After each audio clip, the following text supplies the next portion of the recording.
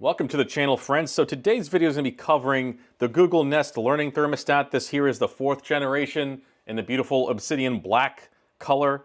And I want to cover the eco mode and safety temps and what they are and kind of a summary of what they do. That way you guys can either use them or you can not use them if you don't think they're beneficial to you. But I do cover other videos on this 4th generation as well as other Google Nest thermostats. So please check out my thermostat playlist down below the video. I will link it all below the video for you guys. I also cover other topics such as manual override, factory reset, 7-day schedule programming and fan schedules, as well as how to connect and disconnect from the Google Home app. Also, lock and unlock features, install and setup menu options, and kind of a rundown of what the menu and what's available, as well as if you have a no power blank screen situation and how to fix a blank screen and what causes it and how to work through that and how to fix it. And today's video is going to be eco mode and safety temps. So let's get into it. So what is eco mode and safety temps? Well, let's start off with eco mode. And the way to access that is by getting to the menu on your device and going right to eco. We're going to click on that leaf. And it says start on this device or start on all thermostats if you were to have more than one hooked up to your Google Home. So we're just going to start this one. So as you can see here, we have a leaf at the bottom here which indicates that we're in eco mode and it's going to be holding eco mode. Now this is great if you step away from your home or the space and you don't want it to heat or cool, in a more comfortable way. Now this is just a lower temperature set point for heating and cooling. That's acceptable so your house stays okay and reasonable. You don't want it to get too cold or too hot because then your furniture and everything in your home will start warping and shifting and possibly causing problems. So you don't want it to get too cold, right? So that's the benefit of eco mode. It's going to save you some money and save you energy, whether you're heating or cooling. Now, it's very limited what you can do on here. You can only activate it off and on, okay? The rest of it is done on the Google Home app, but I'm going to show you that in just a moment. So we have it turned on here, but let's turn it off just to show you how to turn it off. You would just come back here, it says holding eco, and we just stop it for this thermostat, which is this first selection. We're going to stop it. Now it's going back to its normal program schedule, and you don't have to do much from here as long as that's what you want. You just resume your normal schedule. So let's go and bring up the Google Home app and show you what's available on there. Okay, there's a little bit more available when it comes to settings on the Google Home app. And it's available through the little gear icon on the thermostat page here. So we have the garage thermostat, which is this guy. So we're going to click on that little gear icon. And the very first thing is the eco when away title line here. So we're going to click on that. This is where you turn it off and on. If you turned it off, you don't have access to all the different functions.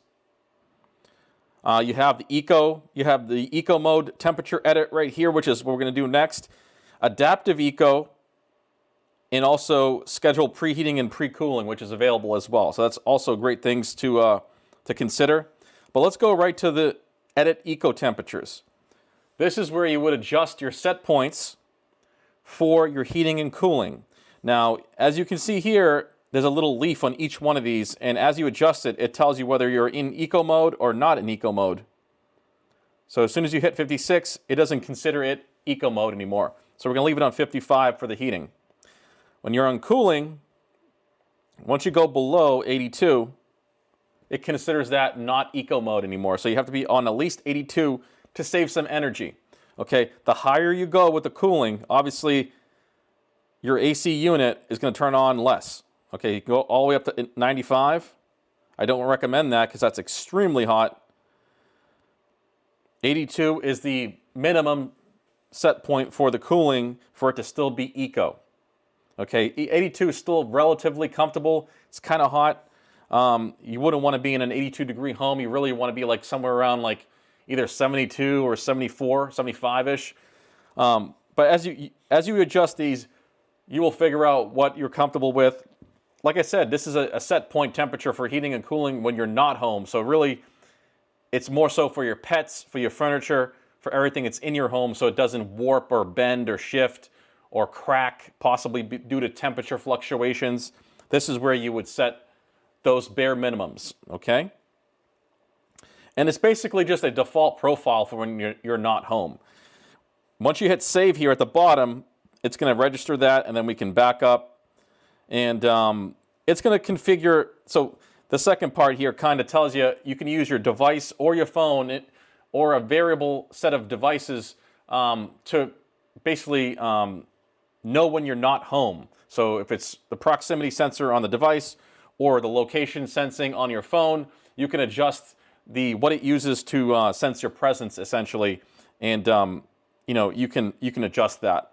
So let's go to the next one, which is the safety temps. So safety temps is on the same settings page here below the eco adjustment. So we have right here, we have safety temps. Now safety temps are not the same thing.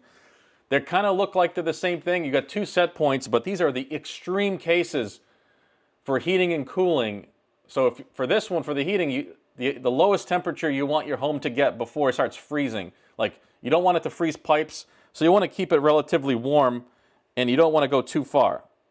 Okay, you can have this thing off. I don't recommend doing that. I recommend that you stay like at its maximum for the heating, so which is 45.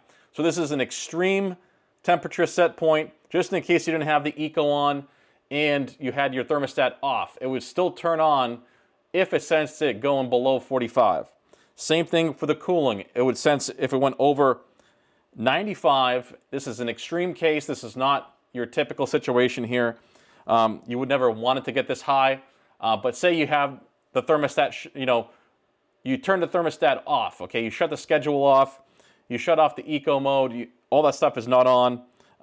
This would still default to these extreme set points and prevent it from going above 95 or below the 45 here for the heating if it's in heating mode. So these are great to set up. They're kind of run in the background. You don't have to worry about them once they're set, but it's definitely something you want to look at and make sure is correct to your liking for your home. If you're in a different climate, it might be different for you, okay? What works in Florida is not what's going to work in Alaska, okay? So adjust those accordingly. That way you can take advantage of your smart thermostat in your Google Home app. But that there is the video, guys. I covered the eco mode and safety temps. I hope this helped you guys out. But don't forget to check out my other videos. Like I said, they're below this video in the description box. I have other videos covering this thermostat as well as other Google Nest thermostats. And I go over each one of these topics, such as manual override, factory reset, 7-day schedule programming and fan schedules, how to connect and disconnect to the Google Home app or Nest app, depending on which thermostat you have, eco mode and safety temps for each one of the thermostats, lock and unlock, install setup and setup menu options, and kind of run down what's in the setup menu for each and what they do. Also, the no power situation. If you have a blank screen and you can't get your thermostat to turn on and there's nothing you can do and it's just blank. Okay, there's a fix for that, and I go over that in a separate video. But those are all available in that playlist. I will link it down below the video. But that's going to be it. I hope you guys enjoyed the video. I want to thank you guys for watching, and I'll see you on the next one. Take care.